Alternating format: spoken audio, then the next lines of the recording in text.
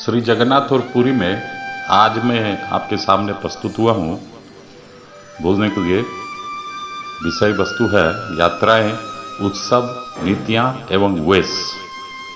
यात्राएं और उत्सवों के होते रहने के कारण पर स्कंद पुराण उत्कल खंड में जैमिनी अन्य ऋषियों से कहते हैं, इति मत्वा जगन्नाथ स्तेसा मुद्धर प्राणाय वे गतानुगतिक मूढ़ानाम विश्वासाय दुरात्मनाम यात्रा एवं विध पिप्रा वर्षे वर्षे प्रवर्तयेत। कहते हैं कि जगन्नाथपुरी में 12 महीनों में 12 या 13 यात्राएं होती हैं। मास क्रम से देखने पर वर्ष भर में होने वाली यात्राओं की सूची भी काफ़ी बड़ी है। दैनिक, साप्ताहिक, पाक्षिक, मासिक नीति एवं उत्सवों के अलावा वार्षिक नीतियों एवं यात्राओं की संख्या भी कम नहीं। वेश की दृष्टि से प्रतिदिन के वेशों को छोड़कर विशेष उत्सवों पर विशेष प्रकार के वेशों की व्यवस्था भी रखी गई है। इन सब को संक्षेप में यहाँ हम देखने की कोशिश करेंगे। 12 या 13 यात्राएं। वार्षिक उत्सवों में इनका परिचय विस्तार से दिया जाएगा। यहाँ केवल नाम गिनाए जाते हैं।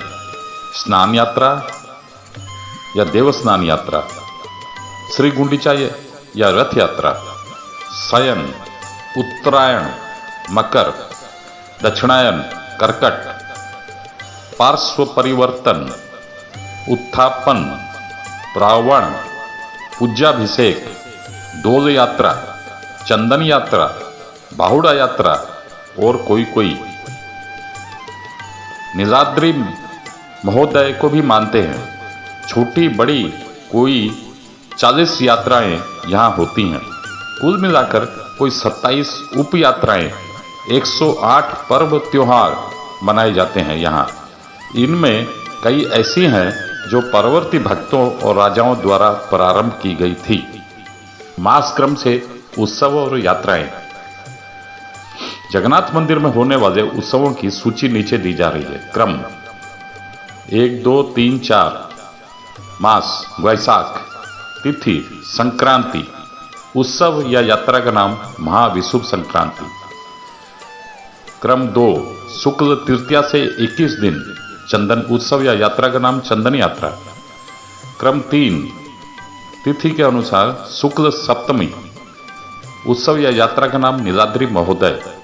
क्रम 4 तिथि शुक्ल चतुर्दशी उत्सव या यात्रा का नाम नृसिंह जन्म। वैसे ही ज्येष्ठ महीने में शुक्ल षष्ठी शीतल षष्ठी, शुक्ल दशमी राजेंद्राभिषेक, शुक्ल एकादशी रुक्मणी हरण एकादशी, शुक्ल पूर्णिमा देवस्नान। आषाढ़ महीने में कृष्ण प्रतिपदा से 15 दिन। अनसर अगर मलमास आषाढ़ पड़े तो 1.5 मास में नव कलेवर। कृष्ण अमावस्या या नेत्रोत्सव, शुक्ल प्रतिपदा, शुक्ल द्वितीया से एकादशी, श्री गुंडीचा की 9 दिनों की रथ यात्रा या घोष यात्रा, शुक्ल षष्ठी या पंचमी हेरा पंचमी, शुक्ल दशमी बाहुड़ा यात्रा रथों का लौटना, शुक्ल एकादशी हरिशयन एकादशी, शुक्ल द्वादशी गरुड़ शयन द्वादशी, संक्रांति दक्षिणायन कर्कट संक्रांति, श्रावण महीना, कृष्ण अमावस्या चित्तालागी अमावस्या, शुक्ल दशमी से झूलन यात्रा, शुक्ल पूर्णिमा बलभद्र जन्म, राखी पूर्णिमा गम्मा पूर्णिमा।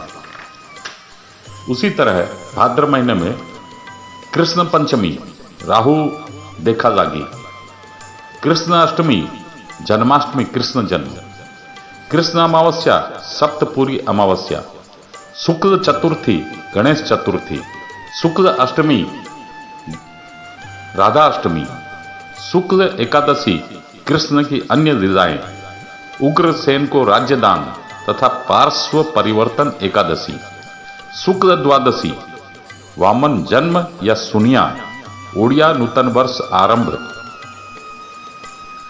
शुक्ल चतुर्दशी अनंत चतुर्दशी, पूर्णिमा भाद्र पूर्णिमा, अश्विन मतलब आसोज, कृष्णा सप्तमी अष्टमी से सहस्त्र कुंभाभिषेक, शुक्ल नवमी तक या 16 पूजा दुर्गा पूजा, शुक्ल दशमी दशहरा, शुक्ल एकादशी कार्तिक मास नीति, व्रत राधा दामोदर वेश, भोग आदि का आरंभ, पूर्णिमा कुमार पूर्णिमी, कौमुदी या कुमारोत्सव कार्तिक महीना, शुक्ल एकादशी से पूर्णिमा तक बाल भोग अधिक मात्रा में, एकादशी हरि उत्थापन देवोत्थापन एकादशी, पूर्णिमा रास पूर्णिमा, मार्गशीर्ष कृष्णाष्टमी प्रथमाष्टमी, कृष्ण अमावस्या से दीपदान पितृश्राद्ध, शुक्ल प्रतिपदा तक, शुक्ल षष्ठी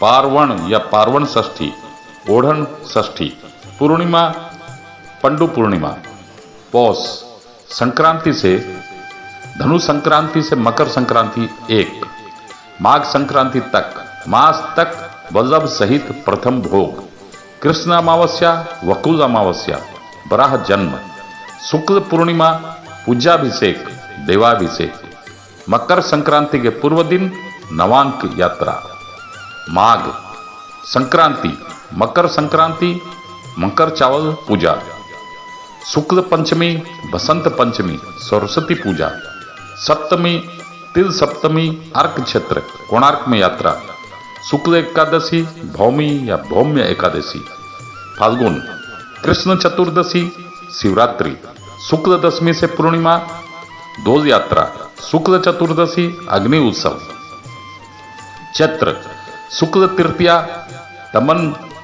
दमनक भंजक उत्सव, शुक्ल षष्ठी चैत्र गुंडीचा उत्सव, शुक्ल अष्टमी अशोकाष्टमी, शुक्ल नवमी रामनवमी, शुक्ल चतुर्दशी दरना चोरी, विष्णु गुदमनक शिव दमनक चतुर्दशी।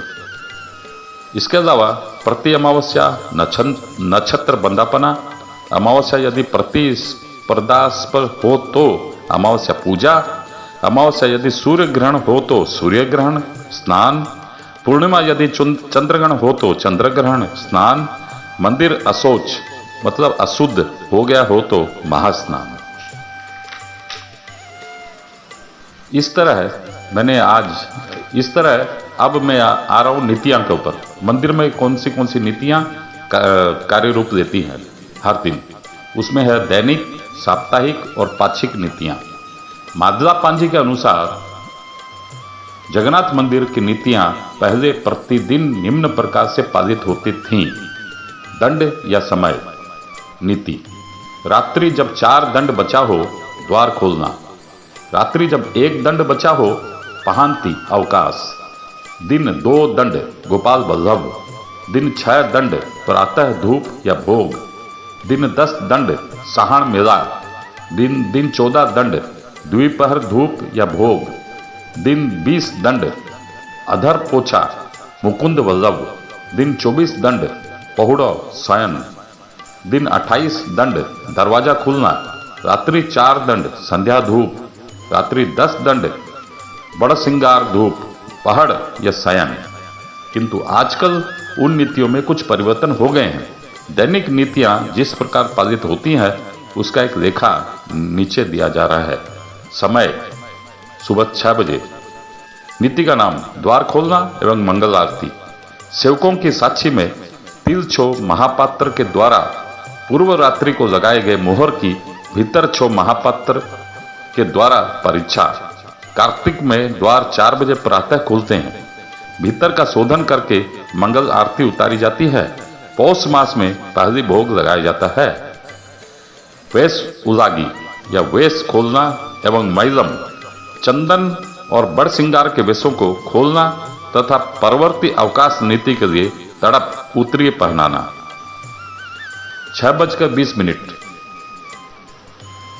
अवकाश दंत मार्जन एवं स्नान विधि का पालन, सूखा वस्त्र पहनाना।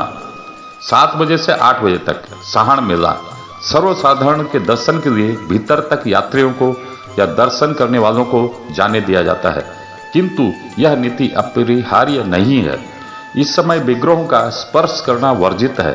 छोटे बच्चों को भीतर तक नहीं ले जाना चाहिए, कारण थूक, खंखार, मल, मूत्र, रक्तस्राव के कारण मंदिर के अपवित्र होने का भय रहता है। 8 बजे से 8:30 बजे तक वेश लगाना। भिन्न भिन्न ऋतु और समय में अलग अलग वेश। सादा वेश दोल से अश्विन तक, मार्गशीर्ष पौष में भी।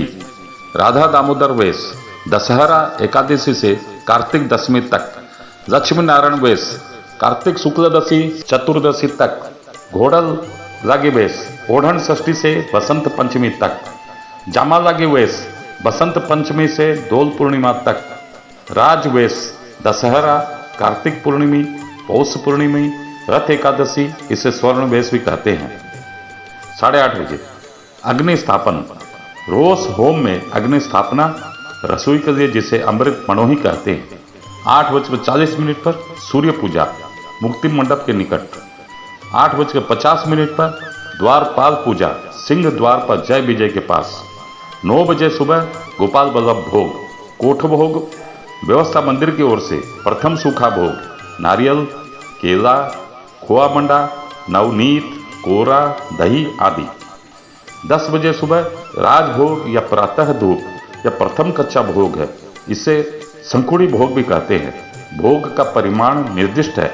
इसमें बड़कांति, सानकांति, एंडूरी, माठपुली, हंसकेली, काकतुआ झिल्ली, अदरक, पाचेली, खिचड़ी, साग, पिठापुली, बूंदिया, खीर आदि भोग लगाए जाते हैं। मैलम या वेश परिवर्तन तथा भोग मंडप में भोग लगना यह 11 बजे होता है।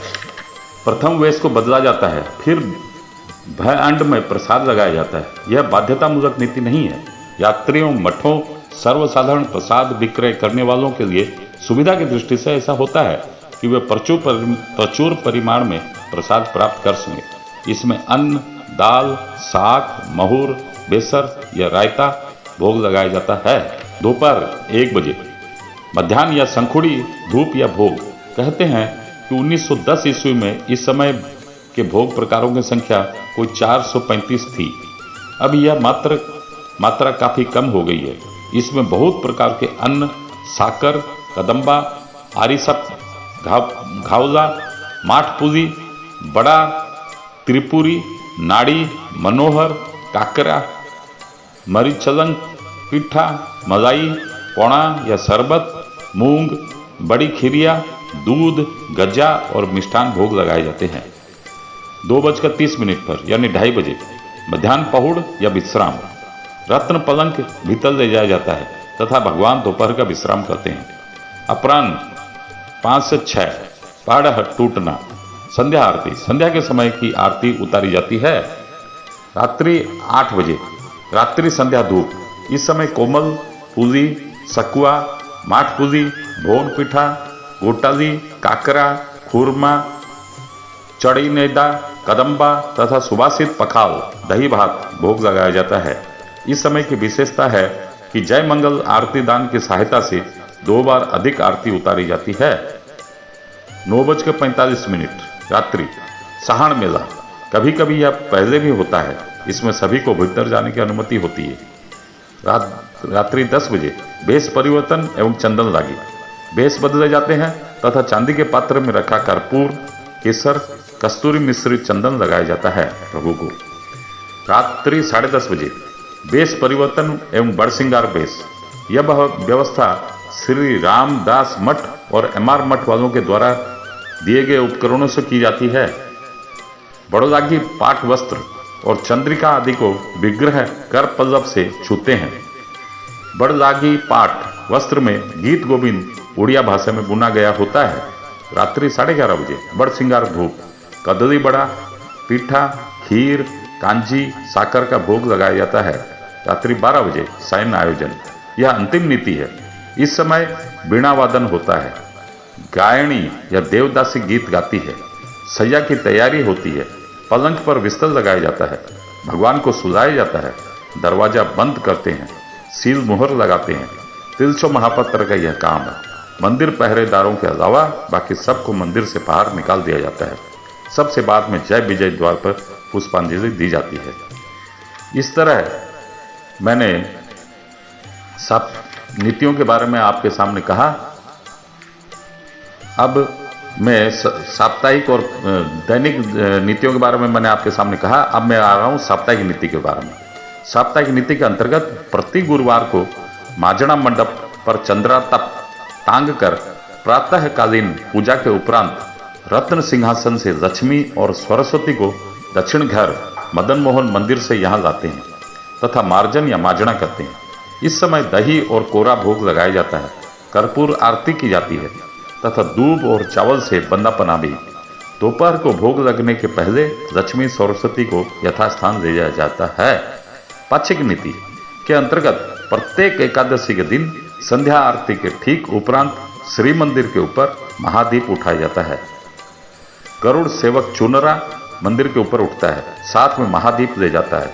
दधी नौती के नीचे खड़े होकर नील चक्र को तुलसी और चंदन लगाता है। उसके चारों ओर वह 3 बार परिक्रमा करता है। वहां वह चंद्र बूंदिया जलाता है, कारण वह दीप इतना ऊपर होता है कि चंद्रबिंदु की तरह नजर आता है।